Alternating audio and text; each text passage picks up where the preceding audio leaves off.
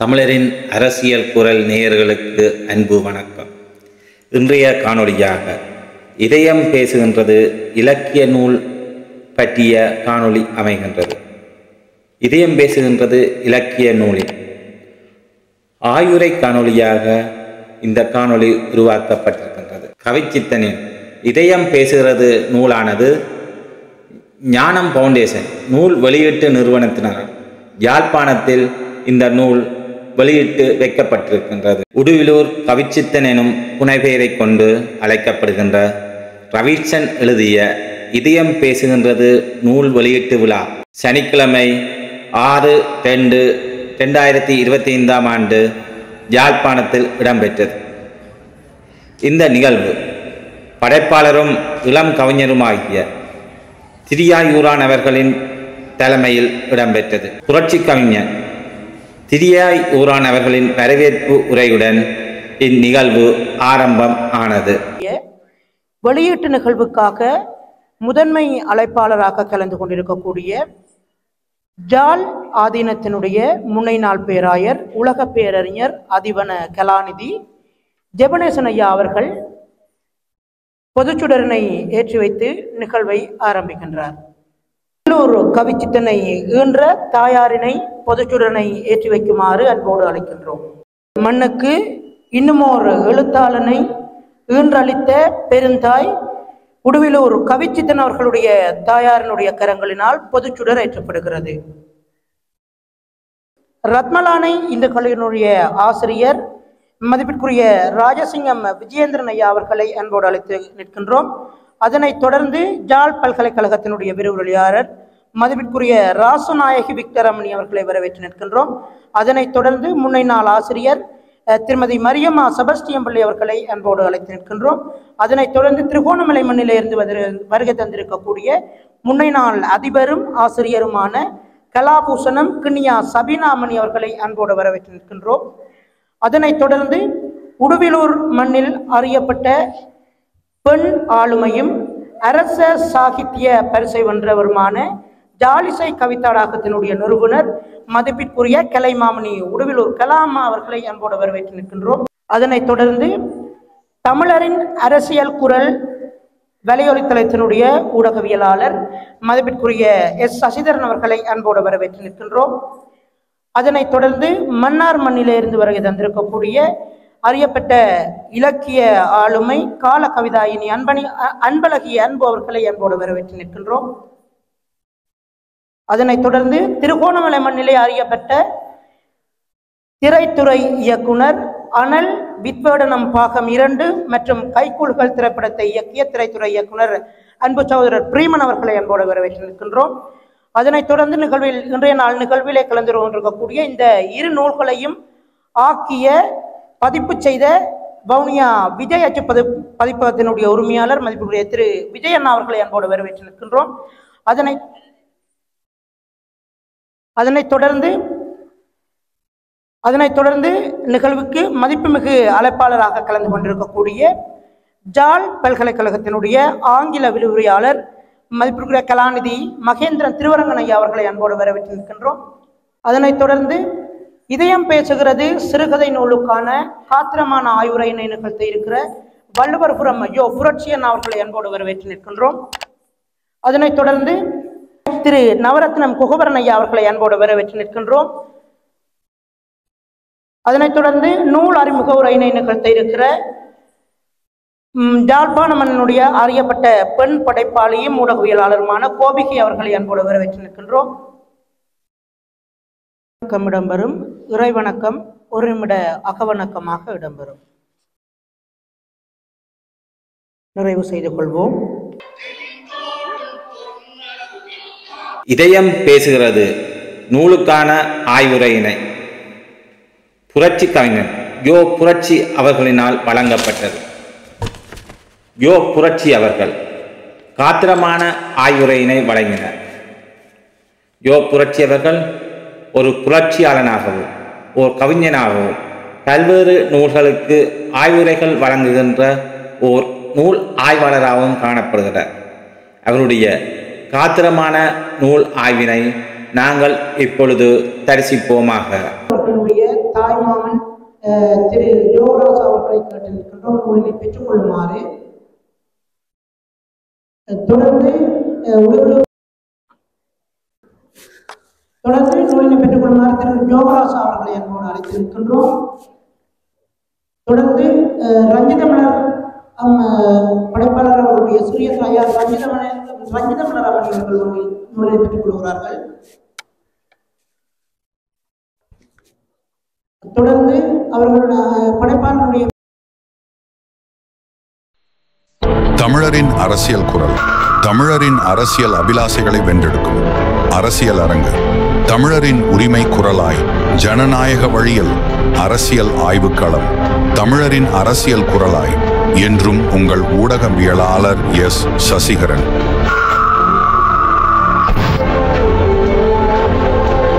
வாய்ப்புக்கு மகிழ்ச்சி. வள்ளுவர் புரட்சி நிறைந்திருக்கும் நெஞ்சங்களுக்கு தமிழ் வணக்கம். உடுவில் ஊர் யாழ்ப்பாணத்திலே இந்த உடு என்கின்ற பெயரோடு இரண்டு விதமான பெயர்கள் பேசப்படும். ஒன்று உடுப்பிட்டியில் இருக்கின்றவர்கள் பேசிக்கொள்வார்கள், உடுவை என்று பெயர் வைப்பார்கள். உடுவில் ஊரில் இருக்கின்றவர்கள் உடுவில் ஊர் என்று வைத்துக்கொள்வார். உடுவிலூர் கலாமா இருக்கின்றார், உடுவில் அரவிந்தன். இப்படியான இந்த புலத்தில்தான் உடுவிலூர் கவிச்சித்தன் அவர்கள் எங்களுக்குள்ளே நுழைகின்றார். உடு என்பது ஒரு சுயமானது, இன்னும் ஒன்றிடமிருந்து கடன் பெறாது, சுயமாக ஒளி கொடுக்கக்கூடியது, வரையறையற்றது. எனவே இவ்விதமான தன்மைகள் உடுவிலூர் கவிச்சித்தன் அவர்களிடமும் இருக்கிறது என்று நம்புகின்றேன். இந்த சிறுகதை நூல், இதயம் பேசுகிறது சிறுகதை நூலிலே நான் சொன்னேனே அருண், அழகி, இந்த இரண்டு பேர்களுடைய கதையிலே ஒரு மிகச்சிறந்த ஒரு தியாக மனப்பான்மையை அருண் அவர்கள் வெளிப்படுத்துகின்றார். நான் நயப்புரை என்கின்ற காரணத்தினாலே இதன் சுவைகளை உங்களோடு பேச இருக்கின்றேன். 14வது பக்கத்திலே நீங்கள் அந்த கதையை வாசிக்கலாம்.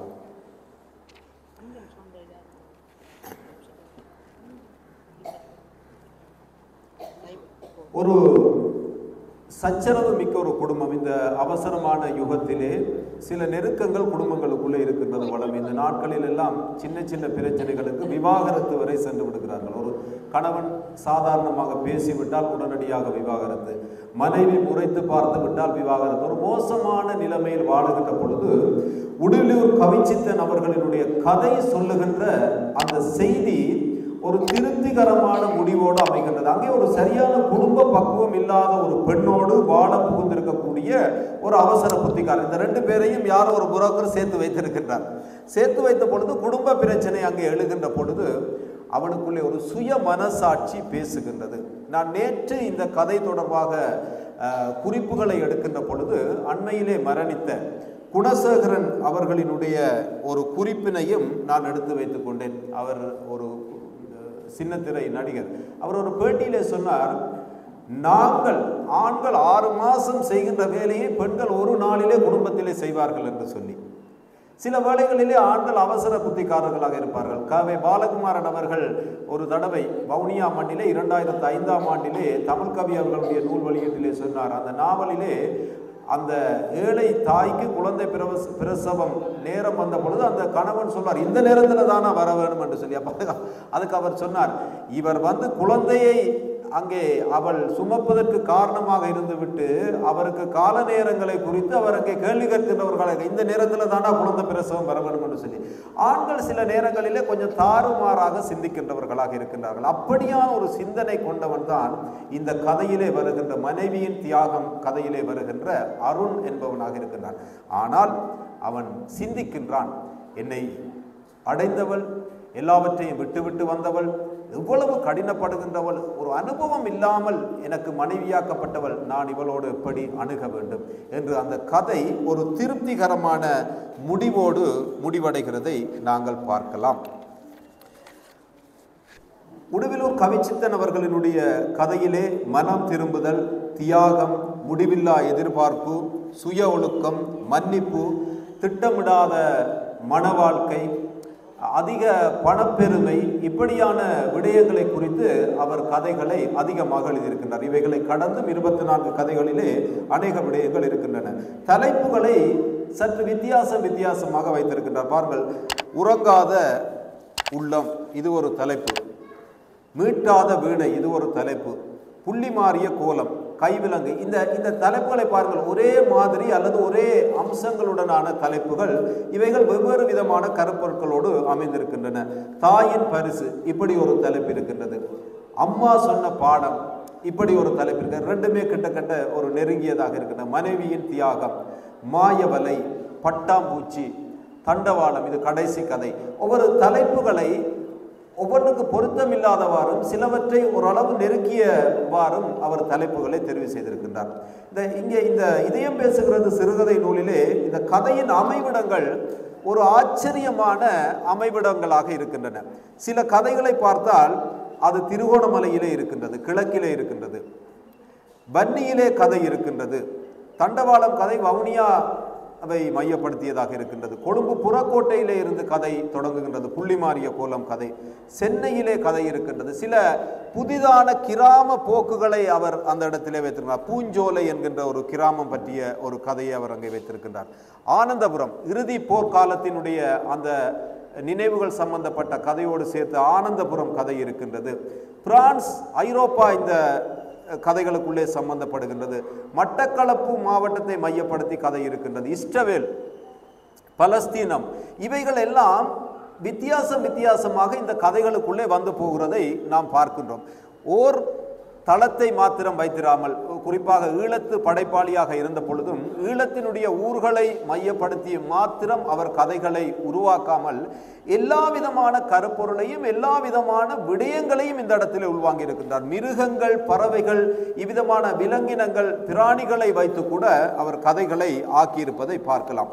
பாத்திரங்களை பொறுத்த மட்டிலே பாத்திரங்களுடைய எண்ணிக்கை அதை புரிந்து கொள்ளக்கூடிய வகையிலே அளவாக ஆக்கப்பட்டிருக்கின்றது. நான் சொன்னேனே மனைவியின் தியாகம் என்று சொன்னால் அங்கே 2 பாத்திரங்களை வைத்து அந்த ஒரு கதையை, அந்த கருப்பொருளை அவர் நிறைவு செய்திருக்கின்றார்.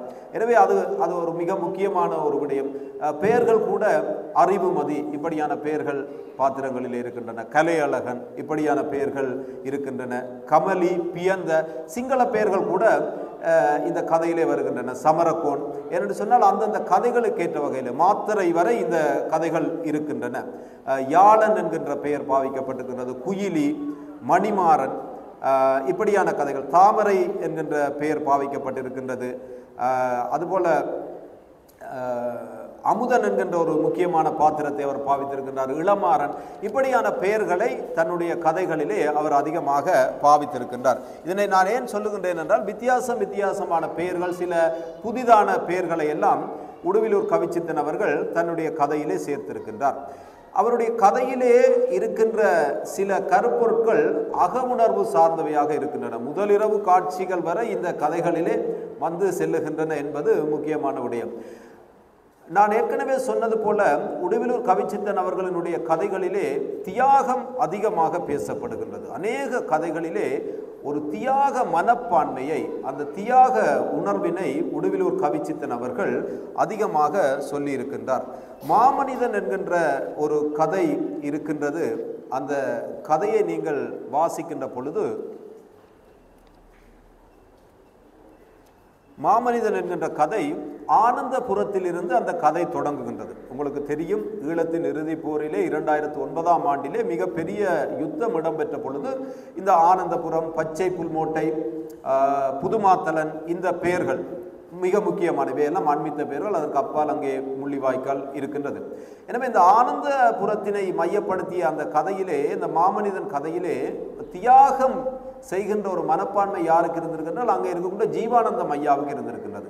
ஜீவானந்தம் ஐயா அந்த ஊரில் இருக்கின்றார். மனைவி மரணித்து விட்டார். எல்லா பிள்ளைகளும் வெளிநாடு சென்று விட்டார்கள். இது இப்போ புது விஷயம் இல்லை. நிறைய பேர் வெளிநாடு போகிறது புது விஷயமே கிடையாது. இன்றைக்கு வந்து ஒரு வெளிநாடுன்னு சொன்னால் அது சார்ந்த ஒரு விருப்பு இருக்கின்றது. அம்மா அப்பா இங்கே இருப்பார்கள். அம்மா அப்பாவை பார்ப்பதற்கு யாரோ ஒருவரை நியமித்திருப்பார்கள். அதற்கு பிள்ளைகள் வரிசை கிரமமாக ஒருவர் பிரான்சிலிருந்து ஒரு மாதம் அல்லது எல்லோரும் சேர்ந்து அல்லது இன்னும் ஒரு மாதத்திலே கனடாக்கார போடுவார். இப்படி பண பிரச்சனைகள் அங்கே தீர்க்கப்படும்.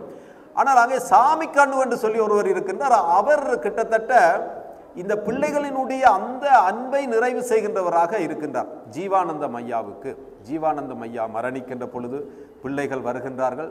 சாமி கண்ணு அருகே இருக்கின்றான். அங்கேயே காணிச்சண்டை பிரச்சனை எழுகின்றது.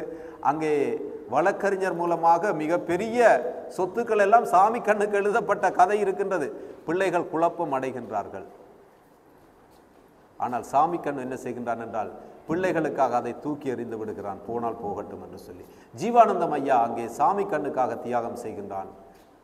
சாமி கண்ணு ஜீவானந்தம் ஐயா மீது வைத்த பற்றிற்காக, பிள்ளைகளுக்காக தனக்கு கிடைத்த சொத்துக்களை அபகரிக்காமல் அதை விட்டு விடுகிறான். தியாகத்தை குறித்து உடுவிலூர் கவிச்சித்தன் அவர்கள் நடைமுறை வாழ்க்கையை மிக அழகாக பேசியிருக்கின்றார். அதுபோல புலம்பெயர்ந்தவர்களுடைய உதவி தொடர்பாக இதயம் பேசுகிறது. இதுதான் இந்த நூலினுடைய தலைப்பு.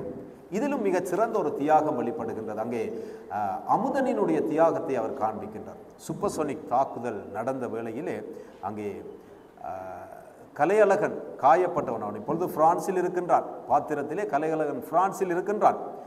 அவனுக்கு அந்த நினைவு வருகின்றது, அமுதனை குறித்த சிந்தனை வருகின்றது. ஐயோ, அமுதன் என்னோடு ஒன்றாக இருந்தானே, ஒன்றாக போராடினானே, என்னை காப்பாற்றினானே, அவனை தேடுகிறான்.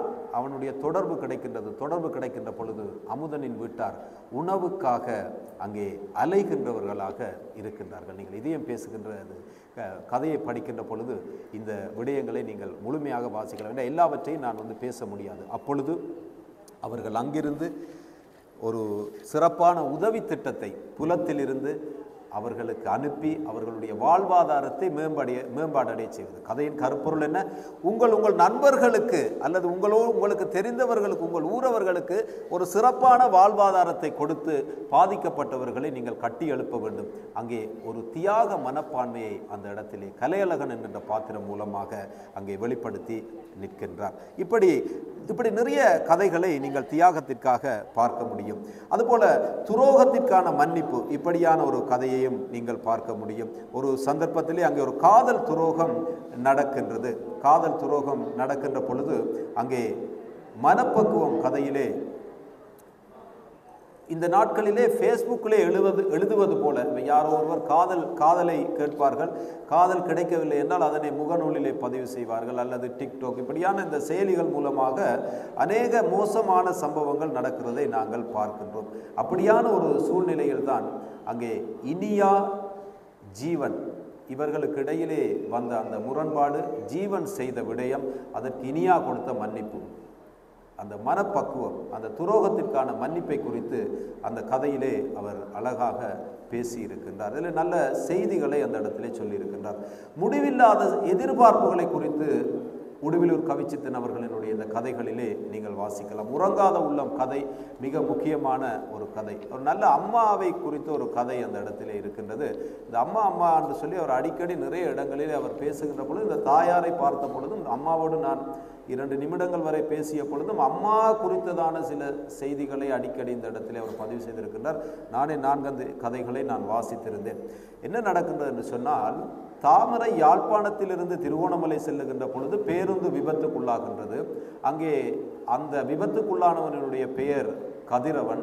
அவனை வைத்தியசாலையிலே சேர்க்கின்றாள். அவனுடைய முகவரி மாத்திரம் அவளுக்கு கிடைக்கின்றது. ஏதோ நிர்பந்தத்தால் அன்று விட்டு வருகின்றாள்.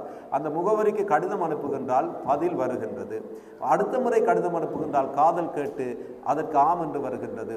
இங்கே அப்பா திருமணத்திற்கு நெருக்குகிறார் என்று பதில் கேட்கின்ற பொழுது அங்கே கதிரவனினுடைய தாயார் ஒரு பதிலை அனுப்புகின்றார். பாருங்கள், திருமணம் எப்போதென அப்பா கேட்கிறார் என்று தாமரை அனுப்பியதற்கு சற்று தாமதமாகவே பதில் வந்ததால் பிரித்து படித்தால் கடிதம் பேசுகிறது. என் உயிரை காத்த தாமரைக்கு, உன்னை போலொரு வாழ்க்கை துணை கிடைப்பது வரம். உன் காதலுக்கு இணையானது வேறொன்றும் இல்லை. என்னை மன்னித்து விடு. நடந்த விபத்தில் கதிரவன் நினைவாற்றலை இழந்து விட்டான். நினைவு திரும்பும் எனும் நம்பிக்கையில் உன்னை இழந்துவிட மனமில்லாத தாலே உனக்கு பதில் எழுதி வருகின்றேன் அம்மா. நானே பதில் எழுதி வருகின்றேன் அம்மா. உன்னை ஏமாற்றி கல்யாணம் கட்டி வைத்தால் நானும் ஒரு தாய் என்பது பொய்யாகிவிடும். கடவுள் உன்னை கைவிடார் என்று காத்திருக்கிறேன். இப்படிக்கு உனக்கு அத்தியாக ஆசைப்படும் கதிரவனின் தாய் காமாட்சி என்று முடிகின்றது. இவ கதிரவன் அங்கே நினைவிழந்த நிலையில் இருக்கின்றான். அவன் விழிக்கும் வரை ஒரு காத்திருக்கின்ற ஒரு நிலைமை இருக்கின்றது. அம்மா தான் அங்கே பதில் கொடுக்கின்றவர்களாக இருந்திருக்கின்றாள். இவள் நினைத்தால் கதிரவனின் காதல் என்று சொல்லி கதிரவனின் தாயார் அந்த கடிதத்தை அனுப்பியிருக்கிறார். அதான் நான் சொன்னேன், ஒரு முடிவில்லாத எதிர்பார்ப்புகளை குறித்தும் சில இடங்களிலே உடுவிலூர் கவிச்சித்தன் அவர்கள் பேசி இருக்கின்றார். சுய ஒழுக்கம் சார்ந்து அவர் அங்கே பேசியிருக்கின்றார். மீட்காத வீணை என்கின்ற கதையிலே 4வது பக்கத்திலே நீங்கள் வாசிக்கின்ற பொழுது, ஏன்னா எல்லா கதையும் எனக்கு நினைவில் இருக்கின்றன, ஏன்னா எல்லாவற்றையும் நான் வாசித்தேன். அங்கே மீரா கண்ணன் என்கின்ற பாத்திரங்களை வைத்து திருமணத்துக்கு முந்தைய உறவு குறித்து அவர் பேசுகின்றார். ஏனென்றால் இந்த நாட்களிலே நாங்கள் கட்டாயம் பேசணும், திருமணத்திற்கு முன்னைய ஓர் உறவு அது ஏதோ ஒரு சம்பிரதாயம் மாதிரி ஆகிவிட்டது. இப்போதெல்லாம் சில வாய்ப்புகள் கிடைத்திருக்கின்றன. இந்த சமூகம் சில வாய்ப்புகளை இந்த நவீனம் கொடுத்திருக்கின்றது. தொலைபேசி வழியிலான வாய்ப்புகள், தேவையானவற்றை ரகசியமாக செய்யக்கூடிய அளவிற்கு வாய்ப்புகள் கிடைத்திருக்கின்றது. இப்பொழுதெல்லாம் யாரும் எதையும் செய்யலாம், ரகசியமாக செய்யலாம். மனசாட்சி பேசும், அது வேறு விடயம். நாங்கள் தெரியாமல் சில ஒழுக்க இனங்களை, குறிப்பாக ஒரு குடும்பத்தில் இருந்து கொண்டே இன்னும் ஒருவரோடு தொடர்புகளை பேணுகின்ற நிலைமை, இதெல்லாம் கடைசியாக மரணம், யுத்தம், அவமானம் இப்படியெல்லாம் கொண்டு சேர்க்கின்றது, அது வேறு விடயம். ஆனால் சில பக்குவ மீறல்களை செய்கின்ற பொழுது அதை இந்த கதையினூடாக அவர் காண்பிக்கின்றார். எப்படி என்ன நடக்கின்றது என்று சொன்னால், அங்கே கண்ணன் மீராவை பெண் பார்க்க வந்த பொழுது யாருக்கும் தெரியாமல் அவள் கையை பிடித்த பொழுது கூட அவள் அங்கே காட்டிய ஆவேசம், அதன் பின்பு இருவரும் திருமணமாகின்றார். அவள் சொல்லுகின்றால், திருமணத்திற்கு முன்னே இப்படியான விடயங்கள் கூடாதது என்று சொல்லி சுய ஒழுக்க விடயங்களை குறித்து உடுவிலூர் கவிச்சித்தன் அவர்கள் பேசியிருக்கின்றார். உடுவிலூர் கவிச்சித்தன் அவர்களினுடைய இந்த கதைகளை நான் வாசித்த பொழுது, நான் சற்று 2021ஆம் ஆண்டிலே நான் இந்த கட்டுரையை தினக்குரலுக்கு எழுதியிருந்தேன். இது ஈழத்து சிறுகதை களஞ்சியம் என்கின்ற ஒரு பெரிய நூல், 1082 பக்கங்களை கொண்ட ஒரு நூல். 1950ஆம் ஆண்டுக்கு முற்பட்ட கதைகள் தான் அந்த சிறுகதை களஞ்சியத்தில் இருந்தன. வடக்கு மாகாண பண்பாட்டு அலுவல்கள் திணைக்களம் அதனை வெளியீடு செய்து இருந்தது.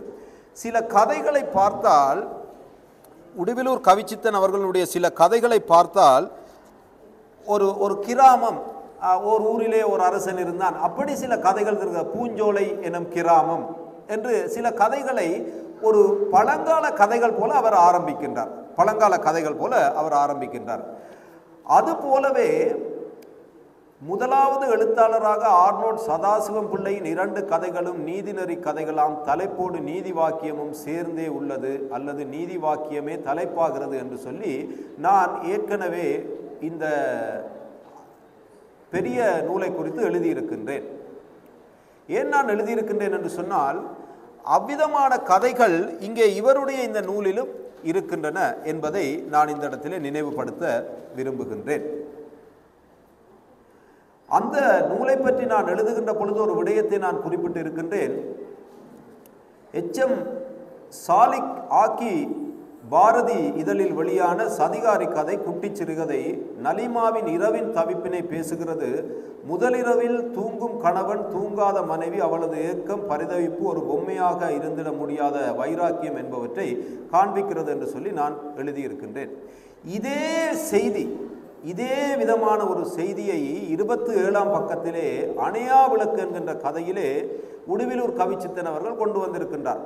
அங்கே இளமாறன், மேனகா 2 பேருக்கும் இடையிலான ஒரு செய்தி, அந்த அக உணர்வு சார்ந்த விடயம். ஏனென்று சொன்னால், இளமாறனின் மனைவி துளசி ஏற்கனவே மரணித்து விட்டால், 2வது மறுவாழ்வுக்காக அவள் அங்கே வந்திருக்கின்றாள்.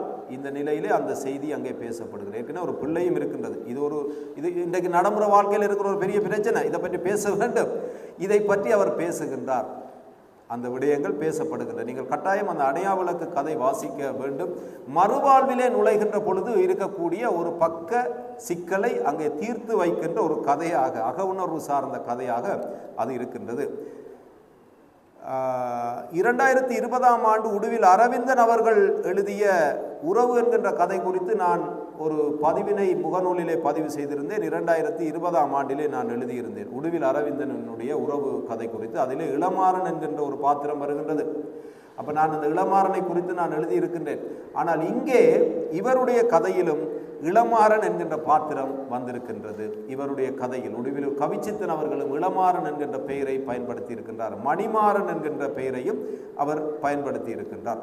இங்கே வட்டுக்கோட்டை யாழ்ப்பாண கல்லூரி மாணவன் என்று சொல்லி உடுவிலூர் கவிச்சித்தன் அவர்கள் கட்டாயமாக குறிப்பிட வேண்டும் என்று வற்புறுத்தியதாக இளைய கவிஞர் திரியாயுரான் அவர்கள் குறிப்பிட்டிருந்தார். அப்பொழுது எனக்கு நினைவுக்கு வந்தது ஜியு போப் 18ஆம் நூற்றாண்டிலே கனடாவில் இருந்து இந்தியாவுக்கு வந்தவர். நாங்கள் இலங்கையிலிருந்து கனடாவுக்கு போவதற்கு அதிகமாக பிரயாசப்படுகின்றோம் அல்லது விருப்பப்படுகின்றோம். ஆனால் 18ஆம் நூற்றாண்டு 200 வருடங்களுக்கு முன்பு கனடாவில் இருந்து தான் இங்கே வந்தார்கள். வந்து அவர் மரணிக்கின்ற பொழுது ஒரு வாசகம் எழுத சொன்னார் அவருடைய கல்லறையிலே, இங்கே ஒரு தமிழ் மாணவன் உறங்கிக் கொண்டிருக்கின்றான் என்று நீங்கள் என்னுடைய கல்லறையிலே எழுத வேண்டும். அந்த மாணவன் என்கின்ற அந்த பெயருக்காக அவர் உறுதியாக நின்றார். இங்கே ஒரு தமிழ் மாணவன் உறங்கிக் கொண்டிருக்கின்றார். உடுவிலூர் கவிச்சித்தன் என்ன சொன்னாராம்? யாழ்ப்பாணம் வட்டுக்கோட்டை யாழ்ப்பாண கல்லூரி மாணவன் என்று மேலே எழுதுங்கள், கீழே உடுவிலை போடுங்கள். அந்த பெயரை குறித்து அங்கே அவர் உறுதியாக இருந்திருக்கிறார். ஜியு போப் என்று சொன்னால் உங்களுக்கு தெரிய வேண்டும், திருவாசகம், நாலடியார், திருக்குறள் இவைகளை தமிழில் இருந்து ஆங்கிலத்துக்கு கொண்டு போன ஒரு பெருமைக்குரியவர் என்பதை நீங்கள் இந்த இடத்திலே மறந்துவிடக்கூடாது. எனவே இப்படியான நல்ல செய்திகளை நீங்கள் வாசிக்க வேண்டும். திட்டமிடா மன வாழ்க்கையை குறித்து பேசப்படுகின்றது. புள்ளிமாரிய கோலம் கதையிலே 10வது பக்க கதையிலே நான் இதை பார்க்காமலே நான் பேசுறதுக்கு காரணம் நான் அதை முழுமையாக வாசித்திருக்கின்றேன். 10வது பக்கத்திலே புள்ளிமாரிய கோலம் கதையிலே கமலி பியந்த இடையிலான திருமண வாழ்க்கை. கமலி தமிழ் பெண், பியந்த ஒரு இராணுவ வீரன். இங்கே அவள் அங்கே பல்கலைக்கழகத்திலே படிக்கின்ற பொழுது காதல் ஏற்பட்டு அவன் மாத்திரையை சேர்ந்தவன், திருமணமாகின்றது. அவர்களுக்கு சமரவீர சிவானி என்று சொல்லி 2 பிள்ளைகள். பெரிய ஒரு கஷ்டம்தான் இப்போ இனம் மாறி திருமணம் செய்யக்குள்ள. பிறகு அங்கே பியந்த மரணிக்கின்றான், அவள் இங்கே வீடு திரும்புகின்றாள். பாருங்க முடிவு எப்படி அமைது என்று சொல்லி. இப்போ எப்படி சிங்களத்தில் வளர்க்கிறதா தமிழில் வளர்க்கிறதா, முரண்பாட்டு விடயங்களை, திட்டமிடாத மன வாழ்க்கையை குறித்து அங்கே பேசுகிறார். தம்பி வருகிறபடியினாலே நான் நினைக்கிறேன் இதை விரைவாக நிறைவு செய்ய வேண்டும். ஏனென்றால் அதேவேளை இந்த செய்திகளும் சொல்லப்பட வேண்டும் என்பதையும் நான் நினைவுபடுத்துகின்றேன். அதுபோல வரலாற்றோடு வலை பின்னப்பட்ட அநேக கதைகளை அவர் இந்த இடத்திலே வைத்திருக்கின்றார். 4000 ஆண்டுகளுக்கு முற்பட்ட விஷயங்கள் இந்த இடத்திலே வருகின்றது. இது ஒரு பெரிய செய்தி. 71வது பக்கத்திலே 1983ஆம் ஆண்டு ஜூலை கலவரத்தின் புலப்பெயர்வு தொடர்பான கதையை நீங்கள் மாமனிதனிலே படிக்கலாம். அதுபோல இஸ்ரவேல் சம்பந்தப்பட்ட கதைகளை நீங்கள் படிக்கலாம். 49வது பக்கத்திலே மாயவலை கதையிலே இந்த இஸ்ரேல் பலஸ்தீன மோதல் பற்றி அவர் சொல்லி இருக்கின்றார். இதையெல்லாம் நீங்கள் வாசிக்க வேண்டும். நான் நேர பிரச்சனை கருதி இவைகளை எல்லாம் வாசிக்காமல் கடந்து போகின்றேன். இதை குறித்து ஒரு கொஞ்ச நேரமாவது நாங்கள் பேச வேண்டும். ஆனால் நான் வாசிக்கவில்லை. பாருங்கள், அங்கே அன்வர் கேட்கின்றான். அன்வரினுடைய கடை அங்கே டேவிட் போய் உட்கார்கின்றான் மட்டக்களப்பிலே. அந்த ஒற்றுமை அங்கே காண்பிக்கப்படுகிறது. அன்வரினுடைய கடைக்கு டேவிட் சென்ற பொழுது இந்த உரையாடல் வருகின்றது. அப்பொழுது டேவிட் அந்த விடயங்களை சொல்லுகின்ற பொழுது சொல்லுகிறான், அப்போது அன்வர் இடைப்பட்டு, யாரு அப்பா அந்த குழந்தைகள் விளக்கமா சொல்லுங்க என்று சொல்லுகிற பொழுது இஸ்ரேல் பலஸ்தீனத்தினுடைய பிள்ளைகளை குறித்து அவர் அங்கே பேசுகிறார். ஆப்ரகாம், இது ஒரு பெரிய ஒரு பெயர். ஆப்ரகாம், இந்த பிராமியம், அதுபோல இப்படியான இந்த பெயர்கள் எல்லாம் கொஞ்சம் கொஞ்சம் தொடர்பு பட்ட பெயர்களாக பிராமி எழுத்துக்கள். பிராமணர், ஆப்ராம், பிறகுதான் அது ஆப்ரஹாம் என்று வருகின்றது. எனவே அதிலிருந்து பிறந்த அந்த பெயர்கள் ஆப்ரகாம், இப்ராஹிம், இந்த பெயர்கள் எப்படி மாறுபட்டு பின்பு இவர்கள் வழியாக சந்ததிகள் உருவாக்கப்பட்டது என்கின்ற அந்த செய்தியை சொல்லி இன்றைய பலஸ்தீன நிலைமைகளை அங்கே பேசுகின்ற ஒரு கதையாக இந்த மாயவலை கதை இருக்கிறது. இதெல்லாம் நீங்கள் கட்டாயம் படிக்க வேண்டும். என்னென்னு சொன்னால், Russia, Moscow, Meshech, Tarshish, London, இவங்க 2 பேரும் அண்ணன் தம்பி. இதெல்லாம் நூற்றாண்டுக்கு முற்பட்ட கதைகள். பல ஆயிரம் ஆண்டுகளுக்கு முன்பு இவர்கள் தனித்தனி ஒவ்வொரு ஆட்களாக போய் குடியேறி அந்த சந்ததி பிரிந்தது. அநேகமாக அது தமிழ் சந்ததி என்றும் சொல்லுகின்றவர்கள் இருக்கின்றார்கள். இப்படி வரலாற்று விடயங்களை உடுவிலூர் கவிச்சித்தன் அவர்கள் மிக அழகாக பேசியிருக்கின்றார். நல்ல செய்திகள் இந்த இடத்துல இருக்கின்றன. அம்மா அவருடைய தாயார் இங்கே தன்னுடைய கையெழுத்திலே மல்லிகா மலர் அவர்கள், ரத்தினம் மல்லிகா மலர் அவர்கள் அம்மாவின் ஆசியுடன் என்று போட்டுக்கின்றார். பொதுவாக நானும் என்னுடைய எல்லா புத்தகங்களிலும் செல்லமுத்து என்னுடைய அம்மாவின் கையெழுத்திலே உரையை வைப்பது வளமை. அம்மா சொல்லுகின்றார் ஆரம்பத்திலேயே, என்னை பலப்படுத்துகிற இயேசுவினாலே எல்லாவற்றையும் செய்ய எனக்கு பலன் உண்டு என்று சொல்லி ஒரு பரிசுத்த வேதாகம வார்த்தையோடு ஆரம்பிக்கின்றார். அப்பொழுது நான் அந்த வேத வார்த்தை எங்கே இருக்கின்றது என்று பார்த்த பொழுது அது பரிசுத்த வேதாகமத்தின் புதிய ஏற்பாட்டிலே பிலிப்பியர் 4வது அதிகாரம் 13வது வசனத்திலே அப்படி அந்த வார்த்தை இருக்கின்றது. என்று சொன்னால் அடிப்படையில் இருந்து ஒரு நல்ல சிந்தனை, இறை சிந்தனை வேண்டும். அது பலருக்கு பலவிதமாக இருந்தாலும் அந்த தாயார் தான் கற்றுக்கொண்ட அந்த விடயங்களை குறித்து இந்த இடத்திலே 2-3 இடத்திலே அவர் குறிப்பிடுகின்றார். திக்கற்ற பிள்ளைகளுக்கு, விதவைகளுக்கு உதவி செய்கிற கடவுள் என்றெல்லாம் அந்த கடைசி இடத்திலே குறிப்பிட்டார். அப்பொழுது எனக்கு ஞாபகம் வந்தது பரிசுத்த வேதாகமம் புதிய ஏற்பாட்டிலே இந்த தீமத்தேயுனுடைய தாயார் லோவிசால் தாயார் ஐனிக்கால், பாட்டி லோவிசான். இவைகளை குறித்து பவுல் எழுதுகின்ற பொழுது இந்த விடயங்களை கொடுப்பார். முந்தி அந்த விசுவாசம் தாயாகிய லோவிசாலுக்குள்ளும் பாட்டியாகிய லோவிசாலுக்குள்ளும் தாய் ஐனிக்கையாளுக்குள்ளும் நிலைத்திருந்த என்று சொல்லி அந்த விடயங்களை குறித்து நான் இந்த இடத்திலே நினைத்து கொண்டேன். அதுபோல அருமையான சகோதரி அவர்கள் சபீனா வைத்துல்லா அவர்கள் இதை குறித்து எழுதுகின்ற பொழுது அங்கே ஒரு பரிசு தொகை மீனவ குடும்பத்துக்கு இவர் கொடுத்திருக்கின்றார் என்பதை குறித்து அக்கா குறிப்பிட்டிருக்கின்றார். அவருக்கு எனக்கு நீண்ட காலமாக இணைப்பு இருக்கின்ற என்று தான் நேராக சந்தித்திருந்தார். கிண்ணியா மண்ணிலிருந்து வரை தந்தது. ஆர்ஜே கலா அவர்கள் இவரை ஒரு சமூக போராளி என்று குறிப்பிட்டு இருப்பதை இந்த இடத்திலே பார்க்கலாம். இப்படியான நல்ல உரைகள் இருக்கின்றன. அருமையான ஒரு அட்டைப்படம், இதை குறித்து கொஞ்சம் சிந்திக்க வேண்டிய அட்டைப்படங்கள் இந்த இடத்திலே இருக்கின்றன. மொழிநடை மாறுதல்களை அடிக்கடி அவர் கையாண்டு இருக்கின்றார். அணையா வழக்கிலே இலக்கண மொழிநடை இருக்கின்றது. மாமனிதனிலே ஒரு பிரதேச வழக்கு இருக்கின்றது. ஒரு யாழ்ப்பாணம் சார்ந்த அல்லது புதுக்குடியிருப்பு பிரதேசத்துக்கு ஒத்த பேச்சு வழக்கு இருக்கின்றது. அழகியலான சொற்பிரயோகங்களை உடுவிலூர் கவிச்சித்தன் அவர்கள் செய்திருக்கின்றார். நீங்கள் உதாரணமாக மனப்பக்குவம் கதையை நீங்கள் வாசிக்கின்ற பொழுது நல்ல அழகியலான சொற்பதங்களை அந்த இடத்திலே நீங்கள் பார்க்க முடியும். மனப்பக்குவம் கதையிலே கட்டாயம் நீங்கள் அதனை பார்க்க வேண்டும். எல்லாவற்றையும் எனக்கு வாசித்து காட்ட முடியாது என்று சொன்னால் நேர பிரச்சனை இருக்கின்றது. 17வது பக்கத்திலே பாருங்கள், நான் ஒன்றை மட்டும் வாசிக்கின்றேன், எல்லாவற்றையும் தவிர்த்து போக முடியாது. 17வது பக்கத்திலே நீங்கள் அதனை கட்டாயமாக நீங்கள் வாசிக்க வேண்டும். அங்கே அன்புக்கும் காதலுக்கும் இடையிலே ஒரு விதமான ஒரு புரிதலின்மை வந்த பொழுது அங்கே அவள் அங்கே பேசுகின்ற அந்த வார்த்தைகளை நீங்கள் 20வது பக்கத்திலே நீங்கள் கட்டாயமாக வாசித்து பார்க்க வேண்டும் என்று நான் வேண்டுகின்றேன். தப்பில்ல ஜீவன், தப்பே இல்லை, நீ என்ன விரும்புகிறதும் நான் உன்னை விரும்புகிறதும் காதலாகத்தான் இருக்க வேண்டும் என்பது கட்டாயமா என்ன? ஏன் அது ஒரு தூய்மையான அன்பா நட்பா இருந்தால் காலம் கெட்டுவிடுமா? உன்னை பார்த்த நாள் முதல் என் கூட அண்ணன் தம்பி பிறக்கல் என்கிற வெறுமை இல்லாமல் போச்சு என்றவாறு ஜீவனின் கண்களை பார்த்தால் அங்கே கீழே அந்த காதல் அன்பு இது சார்ந்த விடயங்களை பேசுகிறார். பார்த்து பார்த்து அதுக்கு நீர் ஊற்றி வளர்ப்பது அன்பு, நான் உண்மையில் காட்டுறதுக்கு பேர் அன்பு, அது அன்பாகவே இருக்க வேண்டும் என கடவுளை கேட்கிறேன் என்று சொல்லி காதலுக்கு அவள் விளக்கம் கொடுக்கிறார். ஜீவன் உனக்கு தெரியுமா, ஒரு ரோசா பூவை பார்த்த உடனே அதை பறிப்பதற்கு பெயர் காதல் என்று சொல்லி, பூவை பறிக்கிறதுக்கு பெயர் காதல், அவசரப்பட்டு உடனே பிடுங்கி எடுத்துடணும். அது எங்களுடைய ஆக்களுடைய திட்டம். காலமாக பார்த்தா பின்னரம் கல்யாணம், அடுத்த நாள் குழந்தை குட்டி, அதுக்கு அடுத்த நாள் டிவோர்ஸ், இப்படி அவசரப்படுறது. அப்போ பூவை பார்த்த உடனே பிடுங்கி எடுத்த அது காதல், அந்த பூச்செடிக்கு தண்ணீர் ஊற்றி கொண்டு அதை வளர்த்தால் அன்பு என்று சொல்லி அங்கே விளக்கம் கொடுக்கிற இப்படியான விடயங்களை நீங்கள் பார்க்கலாம்.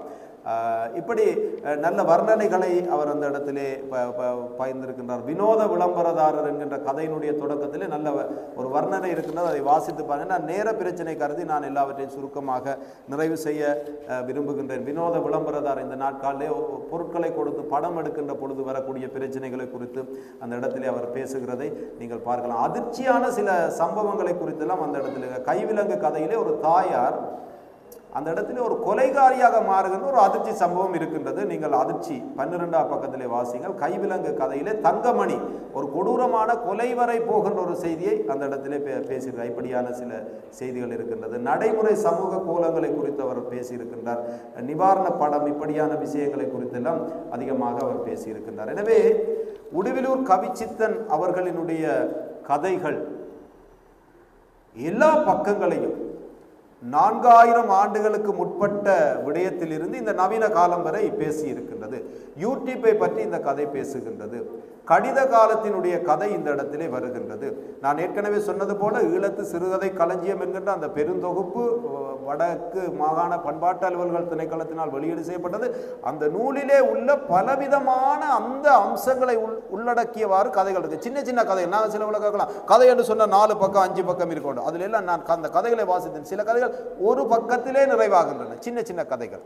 சில கதைகளின் தொடக்கங்கள் ஒவ்வொரு விதமாக இருந்திருக்கின்றன. நான் அதை குறித்து இந்த கட்டுரையில் நான் எழுதியிருக்கின்றேன். எனவே இதை குறித்து யாராவது கேள்வி கேட்டால், என்ன உடுவிலூர் கவிச்சித்தன் இப்படி எழுதியிருக்கின்றார், இது சரியா, இந்த முறை சரியா என்று கேட்டால் நீங்கள் அந்த புத்தகத்தை பார்க்கணும். அந்த கதை இருந்திருக்கின்றது. இப்படி கதை தமிழில் இருந்திருக்கின்றது. நாங்கள் இது ஒரு மாடலை மாற்றி இருக்கிறோம். இப்போ வேட்டி கட்டினா இப்போ அவர் டை கட்டியிருக்கிறார். இது நாங்கள் இப்போ ஒரு புது மாடலுக்கு வந்து ஷூ போட்டால் ஒரு விதம், இது ஷூ தானே எங்களுடைய காலனி தானே எங்களுடைய பாதத்தின் பாதுகாப்புக்காக நாங்கள் அணிகின்ற முறை முன்பு வேறு இருந்தது. எனவே அதை தவிர்க்காத ஒரு புத்தகமாக இந்த புத்தகத்தை நான் சொல்லுவேன். இதயம் பேசுகிறது புத்தகம் நிச்சயமாக எல்லா விதமான கருப்பொருட்களையும் திருப்திகரமாக பேசுவது, ஒரு திருப்திகரமான முடிவுகளை கொடுப்பது, சிலவற்றை அங்கே சிந்திக்க வைப்பது, இப்படி பலவிதமான பக்கங்களை உடுவிலூர் கவிச்சித்தன் அவர்கள் இந்த கதைகளூடாக தந்திருக்கின்றார். நான் இதற்கு வெள்ளி கதைகள் என்று பெயர் வைக்க நினைத்தேன். அப்படித்தான் எல்லாமே திட்டமிட்டேன். அதுக்கு தான் அந்த வெள்ளியை வச்சு எழுதினேன். தம்பி தனுஷன் சொன்னான் வருகின்ற பொழுது, தம்பி நான் 2 கதை வாசித்தேன் தம்பி, 2 கதை ஒரே மாதிரி இருந்தேன், ஆனால் ஒரு கதையை நீக்கியாச்சு என்று சொன்னார். எனவே இதனை வெள்ளி என்று சொல்லி நான் சொல்ல முடியலை. 24 கதைகள் இருக்கின்றது. 24 கதைகளையும் வாசியுங்கள். எல்லாவற்றுக்கும் மேலாக அன்பு தம்பி வாருங்கள், இளைய கவிஞர் திரியாயூரான் மிக நெருக்கடிப்பட்டு நேற்றிரவு 11:59 இந்த குழந்தை பிறந்திருக்கிறது என்பதையும் நாங்கள் தெரிவிக்கின்றோம். எனவே அதுக்கு 31 இல்லை, இது முதலாம் நாளிலே நாங்கள் வந்திருக்கின்றோம். எனவே தம்பி அவர்கள் அதிக பிரயாசப்பட்டு இதனை செயற்படுத்தியிருக்கின்றார். ஞானம் கலைக்கூடம் நதியா சுதர்சன் அவர்களுக்கு என்னுடைய நன்றியை தெரிவிக்கின்றேன். உடுவிலூர் கவிச்சித்தன் அவருடைய உறவுகளுக்கு என்னுடைய நன்றியை தெரிவிக்கின்றேன். இதயம் பேசுகிறது போல இன்னும் நீங்கள் ஏராளம் பேசுவீர்கள். வாய்ப்புக்கு மகிழ்ச்சி. வள்ளுவர் புரட்சி. தமிழரின் அரசியல் குரல் யூடியூப் சேனல் உருவாக்கத்திற்கும் அதன் வளர்ச்சிக்கும் உங்கள் ஆதரவினையும் பங்களிப்பினையும் எதிர்பார்க்கின்றோம். இது எமது இனத்தின் உரிமைக்கும் விடுதலைக்குமான ஊடகத் தளமாகும். இவ்தளத்தினை பின்தொடருமாறும் தமிழரின் அரசியல் குரல் யூடியூப் தள குழுவில் இணைந்து கொள்ளுமாறும் அன்புடன் கேட்டுக்கொள்கின்றோம். நீங்கள் எமது குழுவில் இணைந்து கொள்ள சப்ஸ்கிரைப் செய்யுமாறு அன்புடன் வேண்டுகின்றோம். அதேவேளை பெல்வட்டினையும் அமர்த்துங்கள். அப்பொழுது எமது பதிவுகள் குறும் செய்தியாக தங்களை வந்தடையும். எமது தளத்தினை உங்கள் நண்பர்களுடன் பகிர்ந்து அறிமுகம் செய்து வைக்குமாறு கேட்டுக்கொள்கின்றோம். தமிழரின் அரசியல் குரலாய் என்றும் உங்கள் ஊடகவியலாளர் எஸ். சசிகரன்.